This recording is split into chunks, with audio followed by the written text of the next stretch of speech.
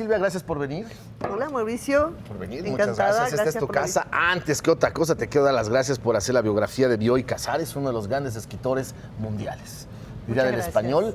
¿Qué te dio por escribir esta biografía?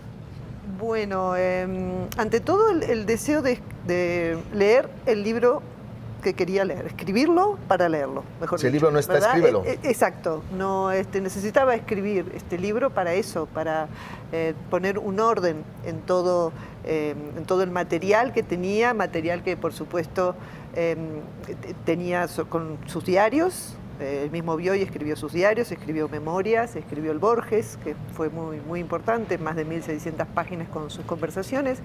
De modo que necesitaba ese orden de alguna manera y también es una especie de finalización de un trabajo que comenzó con Bioy en privado en 1998 y siguió con los Bioy en 2002. Dueño de un estilo muy pulcro, de una gran amistad con Borges, buen amante, buen bebedor de vino, buen argentino. ¿Por dónde agarras a un personaje tan emblemático, pero al mismo tiempo tan firme, tan suyo, Borges, Bioy? Bioy, sí, siempre fue interesante para mí ver cómo se había desarrollado como hombre y como escritor.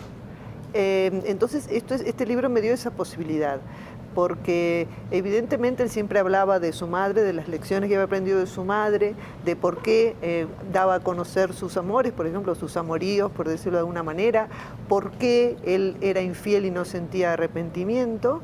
Entonces, cuando buceas en su historia, te das cuenta de dónde viene todo eso de alguna manera y logras llegar al centro, creo, o lo más aproximado posible, un centro de cómo se construye un hombre y cómo se construye un escritor al mismo tiempo. Que en él no había mucha diferencia, ¿no? O sea, las vivencias lo llevan a escribir los extraordinarios cuentos de amor que tiene, los extraordinarios cuentos de infidelidades que tiene. O sea, él iba alimentando su literatura consigo mismo. Exactamente, por eso para él la vida debía ser interminable, porque siempre había una historia más para contar. Y es exactamente como decís, Mauricio, él salía a la vida a buscar historias. De hecho, hay un momento en donde tiene que hacer prólogo para la primera colección de cuentos de Losada, donde él dice, el autor se queda aquí, el libro sigue adelante. O sea, como que se lo cede al lector para que el lector ya no tenga la influencia del autor y pueda juzgar el libro por sí mismo.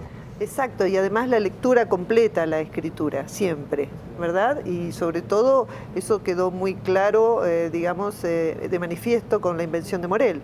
Es el día de hoy que todavía se están escribiendo teorías y no solo reseñas, sino teorías y análisis sobre esa obra. Entonces es la riqueza de la obra de Bioy.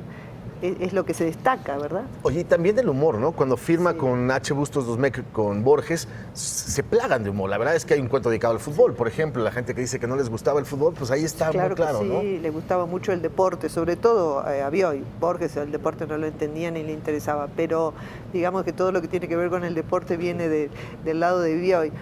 Pero de hecho ellos se reían tanto y se divertían tanto que muchas veces escribían y ya no sabían para dónde iba el personaje. ¿Y qué queríamos decir con esto? ¿No? Se preguntaban. ¿Por qué crees que la gente se ha tomado tan en serio a Borges y a Bioy cuando ellos eran unos humoristas natos? Yo creo que justamente por la solemnidad que trasunta la obra de Borges.